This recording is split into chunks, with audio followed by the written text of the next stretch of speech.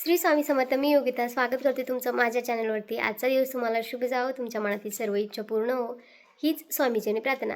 तर धनत्रयोदशीच्या तुम्हा सर्वांना हार्दिक हार्दिक शुभेच्छा. तर व्हिडिओ आहे ना थोडेसे मागं पुढे येतील, थोडंसं समजून घ्या, कारण घरातलं आवरावर चालू आहे त्यामुळं. तर व्हिडिओला छान असा प्रतिसाद देत आहे तुम्ही, त्याबद्दल खूप खूप मनापासून आभारी आहे मी तुमची. आणि कोणाकोणाची तयारी झालेली आहे आणि कोणाची काय बाकी आहे तेही मला कमेंट करून सांगा. तर चला, आजचा व्हिडिओ कसं म्हणजे कशाबद्दल आहे आणि कोणता शेअर करणार आहे तो तुम्हाला व्हिडिओ बघितल्याशिवाय समजणारच नाही. तर चला, व्हिडिओ स्किप न करता पूर्ण बघा. आणि आता इथून पुढचे व्हिडिओ छान छान मी तुमच्याशी शेअर करणार आहे, तर व्हिडिओ कंटिन्यू करा. तर चला मग. तर ना आमच्याकडं सकाळी रोज ना काकडा असतो, म्हणजे आता जशी कोजागिरी पौर्णिमा होती ना तेव्हापासून काकडा चालू होतो. तर सकाळी सकाळी 5 ते 5:30ला हा काकडा चालू होतो, त्याच्यामुळे आम्हाला जाग जी आहे ते या काकड्याच्या आवाजानेच येते. आणि इथं मस्त सकाळी असं आहे ना फ्रेश वातावरण असतं. आणि आता आहे ना मळ्यात रोप उपटायला जायचं होतं, तर दिवसभर मी जे ब्लाऊज आहे ते कटिंग केलं होतं कॉलरचं.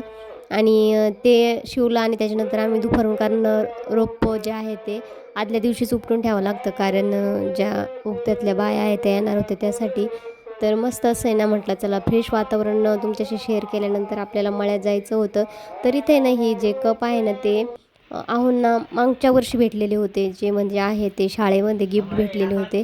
तर बघा, तर ऑनलाईन याची प्राईस जी बघितली ना तर ती वेगळीच होती. आणि जे म्हणजे ऑनलाईन घ्यायचे होते आम्हाला, पण नेमके ना ते आहोंना जे आहे ते गिफ्ट आले होते ते मागच्या वर्षीचे आहे.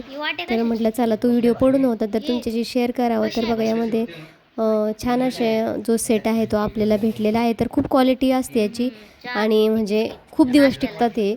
तर बघा, छान अशा आपल्या इथं मुलींचं चाललं होतं बघायचं काम, तर त्यामध्ये बशा पण आपल्याला भेटतात. तर असं जर घ्यायला गेला ना हा सेट माझ्या तरी अंदाजे 700-800 रुपयाला भेटेल. तर आता ऑनलाईन कितीला भेटतो मी तुम्हाला त्याची लिंक शेअर करेल, मग तुम्ही नक्कीच तो परचेस करू शकता. तर आता मळ्यामध्ये आलेलो आहोत आणि मला आहे ना उन्हामुळं, खरंच तुम्हाला मी भरपूर वेळ सांगितलं आहे, मला माझं डोक्याचं म्हणजे ना मला पित्त होतं, म्हणजे असं डोकं दुखायला लागतं, काय होतं काय कुणास ठाऊक. तर त्याच्यावर काय उपाय करावा काय कळतच नाही आहे. तरी त्या आव्हानचं चाललं होतं वावर बांधायचं काम, कारण त्यांना उद्या जे मुलींचे पेपर चालू होते त्याच्यामुळे शाळा होती, ते काय घरी थांबणार नव्हते. आणि इथं आता आम्ही ना इथं जे आहे ते रोप उपटायला चालू केलं होतं. तर एवढं असं रोप आपल्याला उपटायचं होतं. आणि एकच कांदा आहे ना किती वेळेस हातात घ्यावा लागत असेल खरंच सांगताच येत नाही.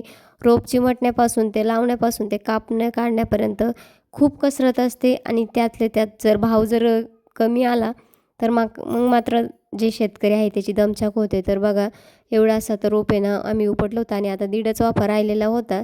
तर इथं वावर पण बांधून झालं होतं आणि सायंकाळची वेळ झाली होती.